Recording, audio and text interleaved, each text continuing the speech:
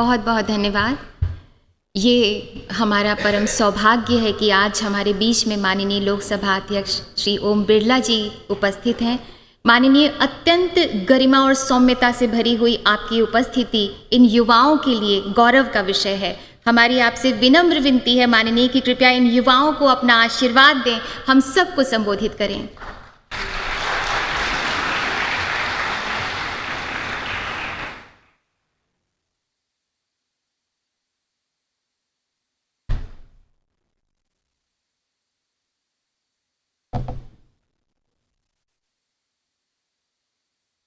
युवा संसद के इस समापन समारोह में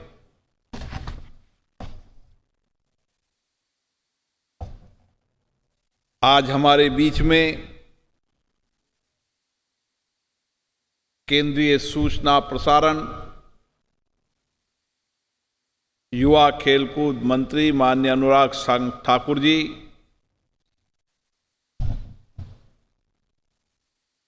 इसी विभाग के राज्य मंत्री निशित प्रामाणिक जी, लोकसभा के सेक्रेटरी जनरल उत्पल कुमार सिंह जी, राज्यसभा के secretary general Shri PC Modi ji, इस विभाग की सचिव सुजाता चतुर्वेदी जी और इसी जूरी की मेंबर सतपाल सिंह जी, यहां पर आए देश भर के युवा संसद में प्रतिभागी करने वाले मेरे युवा साथियों, भाइयों और बहनों, मैं इस संसद भवन के ऐतिहासिक कक्ष में, जहां पर हमने 14-15 अगस्त को देश की आजादी के बाद सत्ता का हस्तांतरण किया, ये वह ऐतिहासिक कक्ष है जहां पर संविधान बनाते समय हमारे मनीषियों ने लंबी चर्चा की, संवाद किया। ऐसे कई ऐतिहासिक क्षणों का साक्षी एक केंद्रीय कक्ष है और इसी केंद्रीय कक्ष में आज मेरे भारत का नया सपना, मेरे देश के नौजवान जो इस लोकतंत्र को सशक्त मजबूत कर रहे हैं, लोकतांत्रिक मूल्यों के प्रति विश्वास रख रहे हैं, जिन्होंने अपने विचारों से, अपनी वाक्पटुता से, आत्मविश्वास के साथ देश के जवानों की बात रखी, उन सभी प्रतिभागियों को मैं विशेष रूप से बधाई देता हूं, जिन्होंने अपने अपने विचारों से ये पुरस्कार प्राप्त किया। राजेश्वरी अंजना जी, सिद्धार्थ जोशी जी, सुश्री अमृत कौर, मैं तीनों प्रतिभागियों को बहुत बहुत शुभकामनाएं देता हूं, बधाई देता हूं। विशेष रूप से इस युवा संसद के अंदर 2 लाख से अधिक देश के गांव से, शहर से, अन्य अन्य प्रदेशों से जिन प्रतिभागियों ने भाग लिया, उन सबको भी इस मौके पर साधुवाद देता हूं, बधाई देता हूं। उनमें से कुछ प्रतिभागी यहां पर चुनकर इस केंद्रीय कक्ष में आए, उनकी ये यादें हमेशा अस्मरणीय रहेगी, यादगार रहेगी कि हमने भी जहां देश के प्रमुख नेता बैठे वहां बैठकर अपने विचारों को व्यक्त किया, विचारों को सुना। ये आपके जीवन में हमेशा स्मरणीय रहेंगे।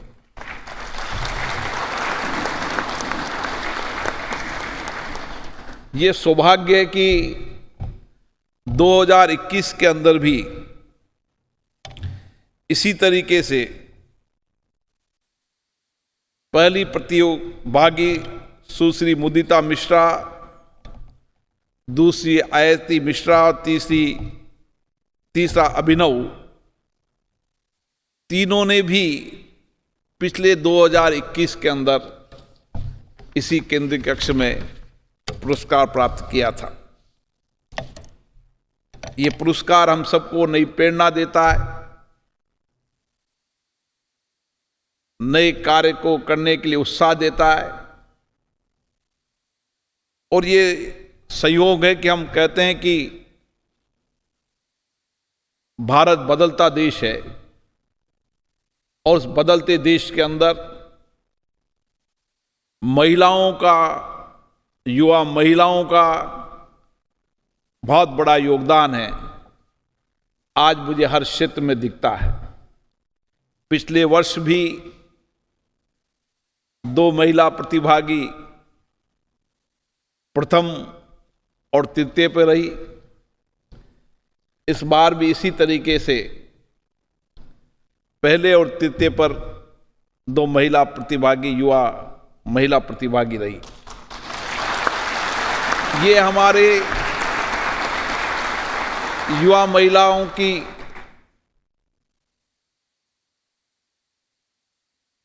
एक हर क्षेत्र के अंदर, आज भारत के अंदर कोई सा भी क्षेत्र देख लो, हर क्षेत्र के अंदर महिलाएं नेतृत्व कर रही है। ये हमारे बदलते हुए एक भारत की तस्वीर है। क्योंकि किसी जमाने में हमारे यहां महिलाएं कामकाजी नहीं होती थी, महिलाओं का केवल परिवार तक कार्य होता था। लेकिन हमारी प्राचीन संस्कृति कुछ और कहती थी।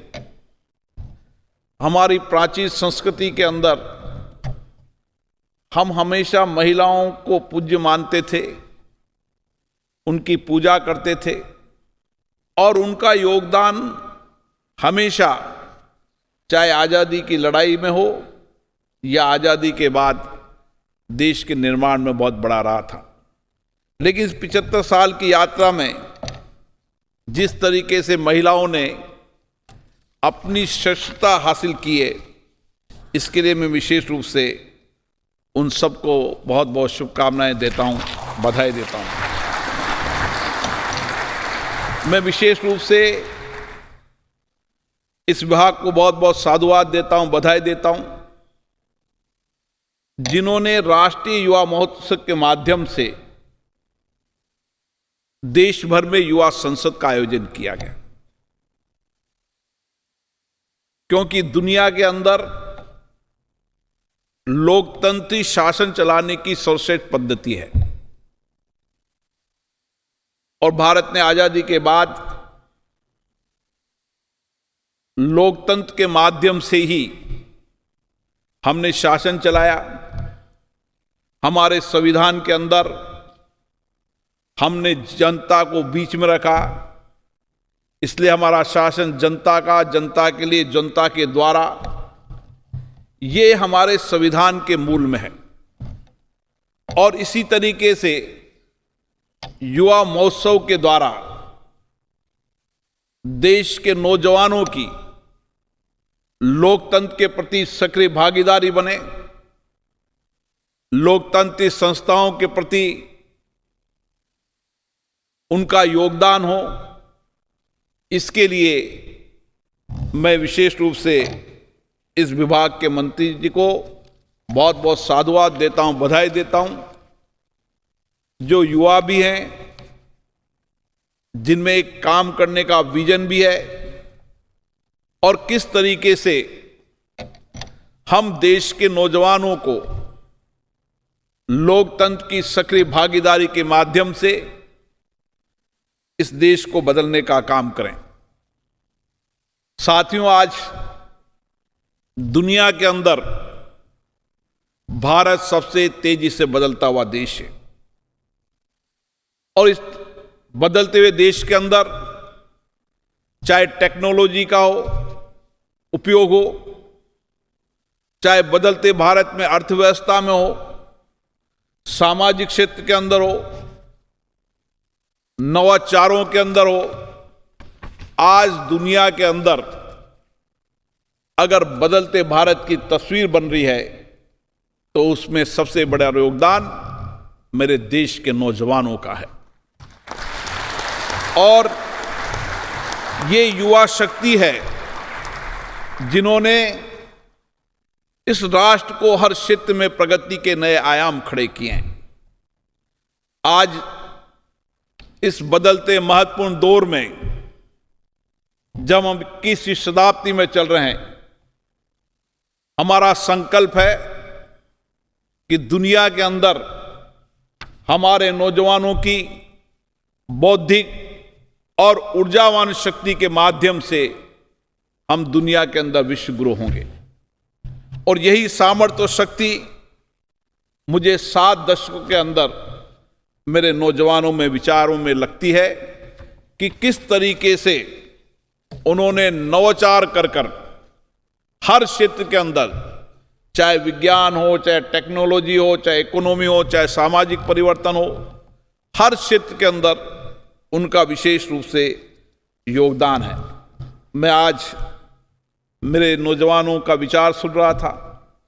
2 दिन से इस केंद्रीय कक्ष में उन्होंने विचार रखे किस तरीके से भारत की बदलती हुई तस्वीर और उस तस्वीर के अंदर देश के नौजवानों का समर्पण, योगदान, हमारा दायित्व और किस तरीके से हम हमारे कर्तव्य और दायित्व को निभाते हुए नए भारत की तस्वीर बनाना चाहते हैं। हमारे प्रधानमंत्री जी ने भी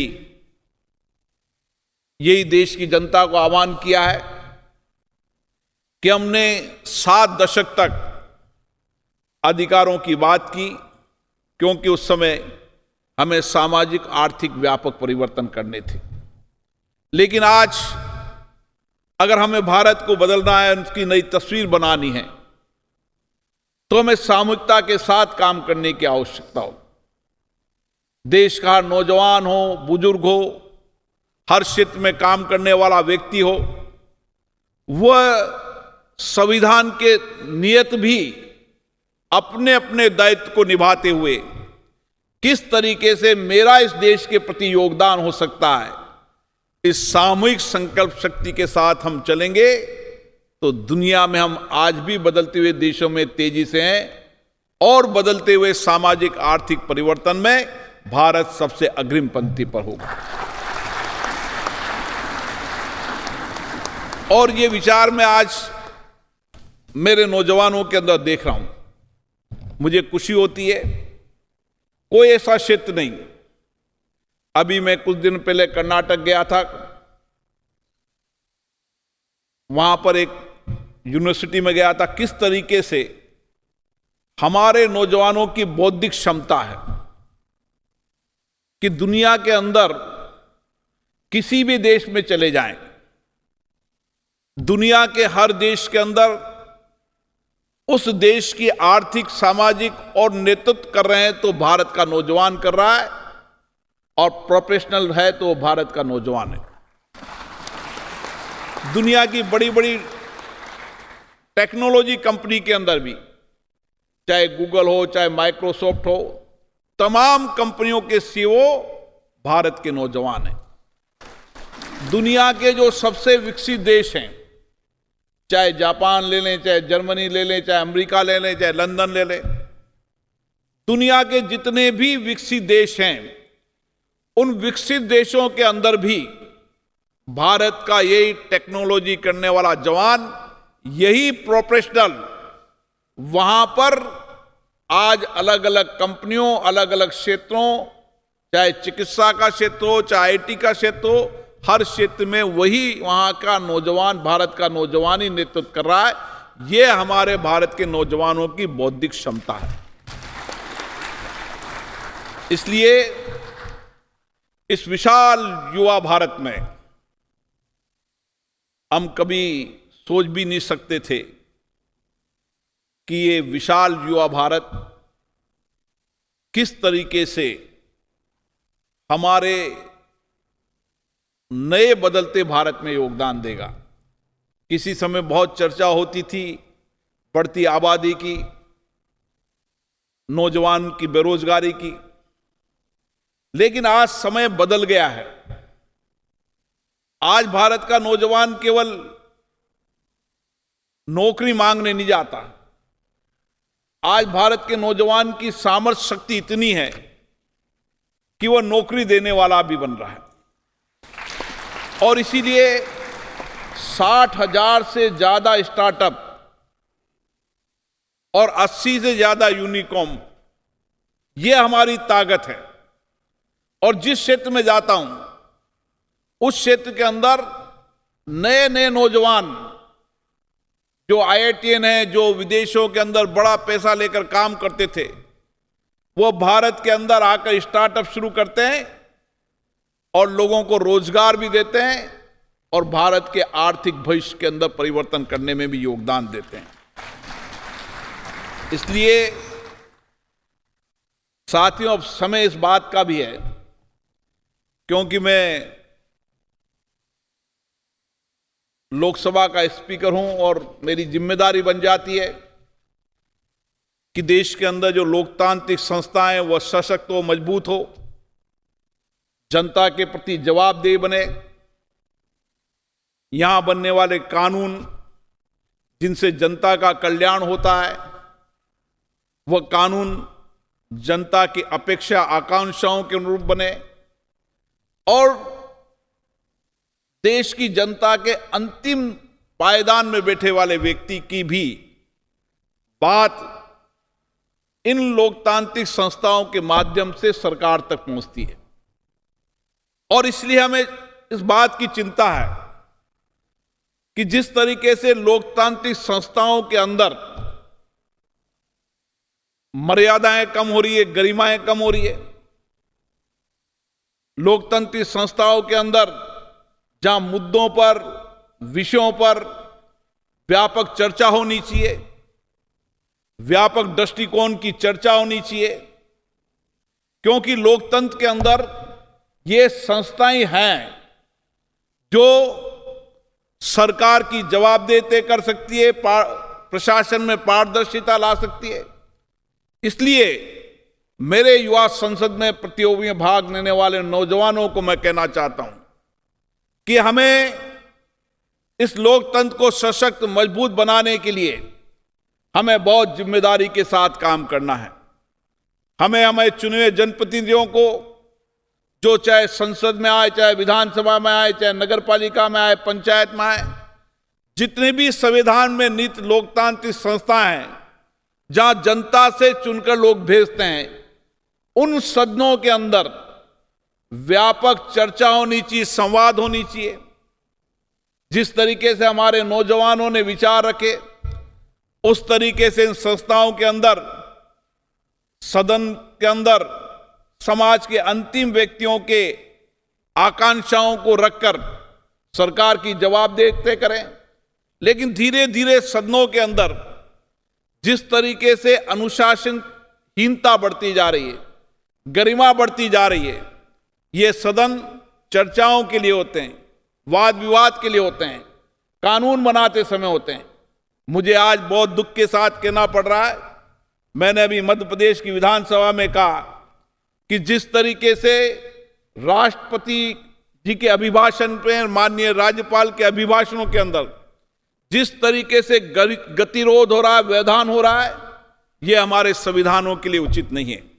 और इसीलिए हमारे नौजवान इस बात का निर्णय करेंगे, फैसला करेंगे कि हमारे भेजे हुए जनप्रतिनिधि संसद की मर्यादाओं के अनुरूप अपना व्यवहार करें, सदनों में कानून बनाते समय व्यापक दृष्टिकोण से चर्चा करें, क्षेत्र के अभाव, आकांक्षा और अपेक्षाओं को ठीक से सदनों में रखें, चर्चा करें, ताकि एक गरिमापूर्ण चर्चा और संवाद का केंद्र ये लोकतांत्रिक संस्थाएं बननी चाहिए। और अगर लोकतंत्र की सर्वोच्च संस्थाएं जितनी गरिमापूर्ण बनेगी, नीचे पंचायत और नगर पालिकाओं के अंदर भी उसी तरीके से गरिमा और चर्चा से, संवाद से चर्चा होगी। और इसके लिए आप जैसे नौजवान, जो 2 लाख नौजवानों ने इस युवा संसद में प्रतिभागी के रूप में भाग लिया है, वो अपने विचारों को, अपने जनप्रतिनिधियों को बताएं कि हम युवा संसद के प्रतिभागी हैं, हम चाहते हैं कि देश की लोकतांत्रिक संस्थाएं कैसी होनी चाहिए। इन विचारों को लेकर भी हमें देश के अलग अलग हिस्सों में जाना होगा। इसलिए मैं हमारे युवा मंत्री जी से आग्रह करना चाहता हूं कि वह हर जिले के अंदर सदन की गरिमा, मर्यादा बढ़े, इसके लिए इस तरीके से युवा संसदें हो, उसमें जनप्रतिनिधि हो और जनप्रतिनिधियों को किस तरीके से व्यवहार आचरण करना चाहिए, हमारे नौजवान दिशा दें, तो एक नई दिशा भारत में बनेगी। और मेरा विश्वास है जितनी ये लोकतांत्रिक संस्थाएं मजबूत होगी, उतना ही देश सशक्त होगा, मजबूत होगा और हम देश की जनता की अपेक्षा, आकांक्षाओं को पूरा कर पाएंगे। मैं पुनः उन सभी युवाओं को जिन्होंने इस युवा संसद प्रतियोगिता में भाग लिया, उनको बधाई देना चाहता हूं। जो उसमें से यहाँ चुनकर आए अलग अलग राज्यों के, उनको भी बधाई देता हूं। और विशेष रूप से जिन्होंने यहाँ अपने पुरस्कार प्राप्त किए, उनको बहुत बहुत शुभकामनाएं। मैं आशा करता हूं कि उनके विचारों से देश के नौजवानों को नई प्रेरणा मिलेगी और हमारे देश के नौजवान इस युवा संसद के अंदर प्रतिभागी के रूप में भाग लेंगे। आप सभी को बहुत बहुत धन्यवाद। जय हिंद।